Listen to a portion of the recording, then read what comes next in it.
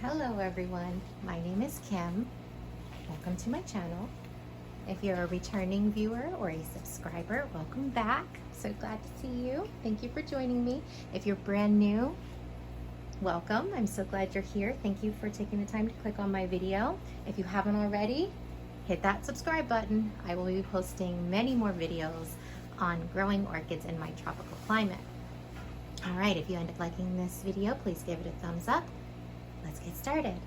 Today, I am making a video about potting a bare root Cattleya.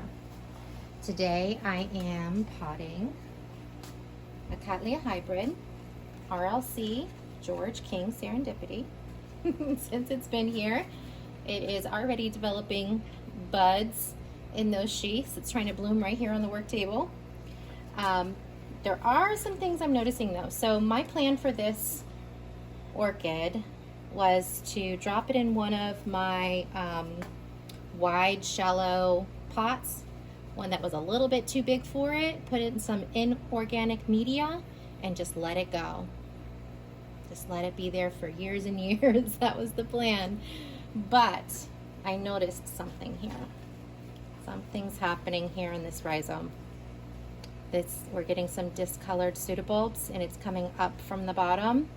So, plan B. Not going to be able to do what I originally planned. Now, when I'm pinching on these, even though it's discolored, it's very firm. There's nothing mushy, but I still don't like the look of that. So just to be safe, I am going to cut it right here in front of, even though there's a green one back here, there's something happening right here in this portion of the plant. So I'm going to cut that down here on this rhizome. If I look at this section of the plant anyway, I don't see any available eyes. Even back here on the green one, the eye is all shriveled up. So the only thing I would be losing by cutting off the back portion of that plant is the stored energy. But if there's something going on in here, it's not going to be helping the plant for much longer anyway.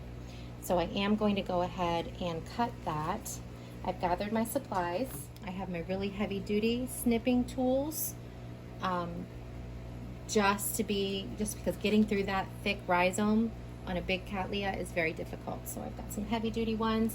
They've been soaking back here in the alcohol. Okay, so I'm just gonna let that air dry for a minute through that evaporation process that helps kill any bacteria or anything that's on there. Just letting that air dry for a minute, and then we're going to go ahead and cut through that rhizome and see what we've got. I've also got some soft coated wire to tie up the pseudobulbs, and I have some chopsticks from sushi, takeout sushi that we didn't use. Those work as great steaks if you don't have a steak or if you don't have skewers or anything like that. Some disposable chopsticks work great.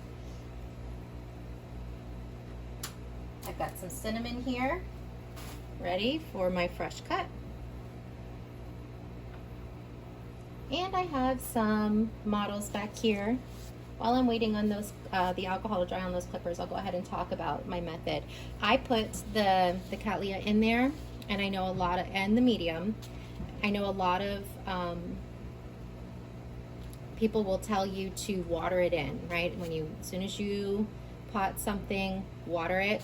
With my bare root Cattleyas, I do not do that. And let me explain why.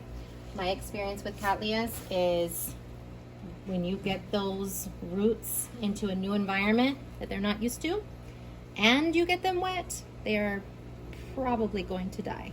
That's been my experience. So what I do is I put the Cattleya in the medium and then wait. I do not water, I do not get them wet at all. If it is a baby, like it's a seedling, you would not be able to do that probably because it wouldn't have enough stored energy. But as long as it has that big mature pseudobulb, it has some time. Okay, so they're adjusted to drought conditions. I wait. Once you start seeing these roots take over the pot, I don't know, this is one you're not going to be able to see underneath there, but we've got more roots here, and I can show you another example.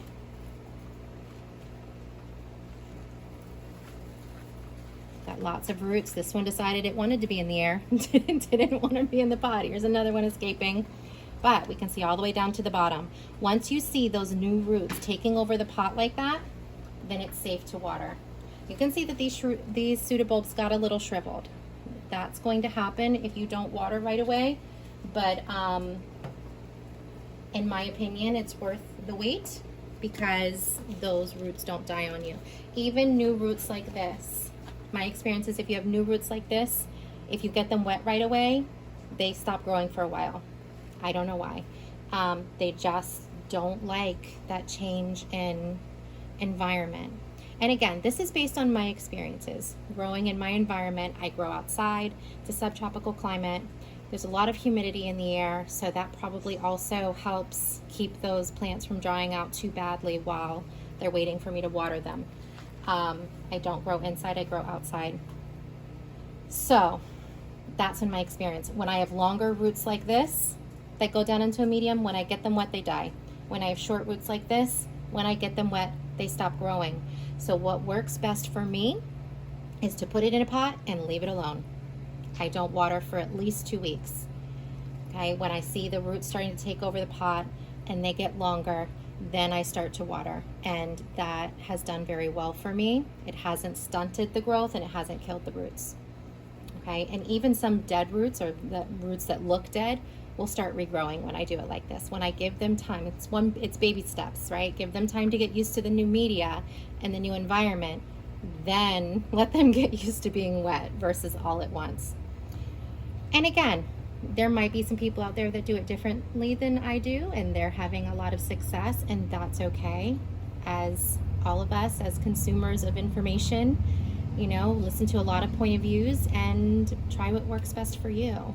This is what this is what works best for me. It might not work best for you and your environment.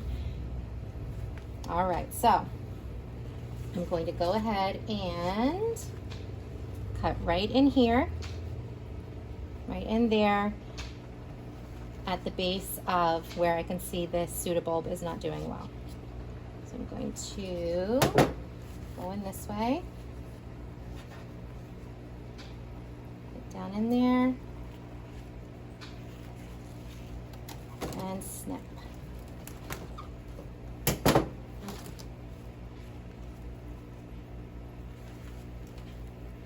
trying to get those roots, they're all tangled. Okay. Let's see. Do you see some, looks like it's a little dry right down there at the bottom, but I don't see any purple. Let's look at the other end. Yeah, the only part that looks dry, it looks okay. The only part that looks dry is down there where the dead roots are. So that's probably just part of the root that's dried there, or the casing on the, around the rhizome. But the actual rhizome doesn't look bad. I was able to save that eye. Okay, so now, don't need quite as big of a pot, do I? Yeah, so that rhizome didn't look bad. It may have been okay, or it may have been the beginnings of something that I didn't want to spread, you know? So it's always err on the side of caution. Rather than lose the whole plant if that does have an infection, I opted to just go ahead and cut it out. Okay, so those big clippers went back in the alcohol. Let me wipe off that chunk of rhizome. All right, I have some cinnamon here for the open wound. Little cotton ball. Oh, and I cotton balled too much and took it right off. Once it's on there, leave it alone. You can cotton ball too much. Let me take my glove off. It's a little more difficult. Getting the cotton ball just a little damp so it picks up the cinnamon a little better. Just dabbing it on there. All right. All right, so here we go. Now, normally I'd say let that cinnamon dry out, but it's going right in the pot and I am not watering. So that will have time. Probably didn't need cinnamon at all because that will have time to dry out before I put any water on it. It'll have time to callus over. All right, so let me get this out of the way, the part that we're discarding.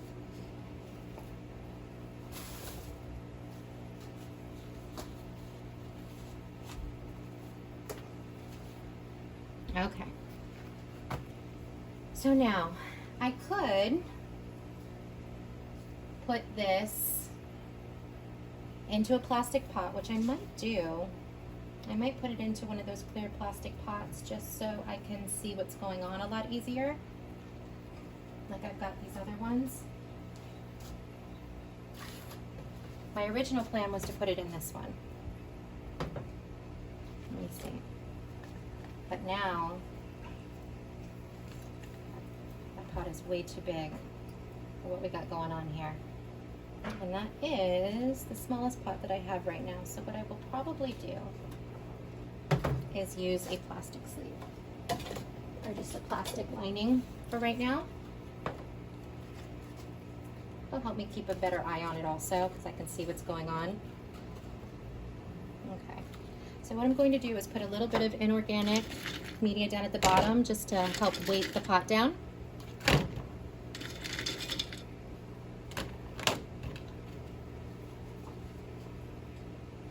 be right back. Let me go get my bucket of media. Okay, I'm back. I have some lava rock in the bottom of the pot. The chopsticks push down in between gaps in the lava rock. Ready to go. In the bucket here, I have some large leca beads, some orchiata, large orchiata. They call it coarse. It's the biggest one I can get. And some coarse or extra large charcoal. Alright, so I'm going to start by putting a little bit of that down in the bottom. I did clean up a little bit of the, well, most of the dead root system. So we've got those nice roots starting. I'm going to be very gentle when I put this into the pot to try not to damage those roots. And then I'm just going to leave them alone. Okay, so let's get some of this media down in the pot.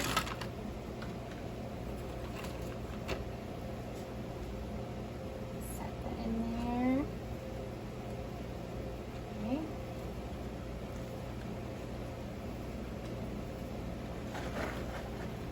I'll just start. That was a little cumbersome. I'll just do it with my hands. I'm going to start filling in all around.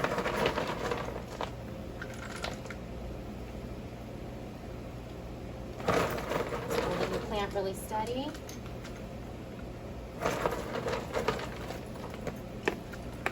It's a big, chunky media. I'm not going to compress it. Tap it a little bit to let it settle down in there, but I'm not going to press down on it.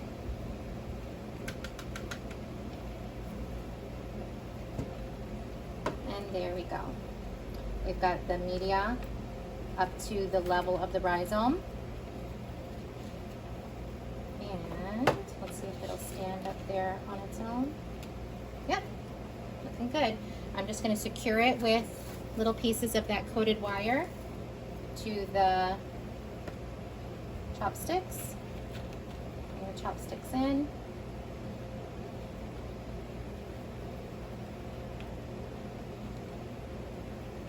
Probably could have made that a little bit longer. Let's see. See if my other piece is a little longer. I don't think it is. I think that was the longer one. Okay, we'll go with it. So just securing that around the two chopsticks and those pseudobulbs. Twisting it in the back. All right, there we go.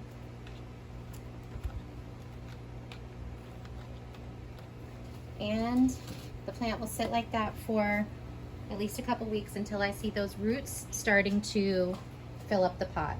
Again, when I get roots like that wet, they stop growing or they die. I first let them get acclimated to the new media and the new environment because they're used to being in the air. So if I fill that pot up with water, they're going to struggle. If I keep that airy media and let them stay in the air they're used to and just acclimate to the media, in my environment, in my experience, it just gives them that opportunity to say, okay, I still feel the air, I've got something else to grab onto now, and they start growing. And then once they get themselves used to that new media, that's when I start watering. It's just the way I do it. It may not work for you. And again, with everything, when you are learning something new or when you hear something new that doesn't jive with what you're used to hearing, don't go out and try it on your whole collection. Maybe pick one plant and try it. I speak from experience. I've done that. I have, not on my whole collection, but I have tried something that I've seen on the internet and it didn't always go well, you know? So like I said, when you're hearing something new, if you're comfortable, give it a try. If you're not comfortable, don't. This is just what works for me in my environment. No water until those roots get going. I know you hear a lot of people say water it in, get the media wet right away. I don't do that. I've had good success. But again, I'm in a subtropical climate. There's lots of humidity in the air. I'm growing outside. That might be part of it. That might be why this method works so well for me. All right, that's it for today. We've got RLC, King George Serendipity, potted up and ready to go. I'll give you an update and let you know if I see any other issues with that rhizome, and we'll take a look at the roots in a few weeks. And fingers crossed, we've got 2 sheaths with buds growing. Let's keep our fingers crossed and hope they make it. All right, have a great day. Thank you so much for watching.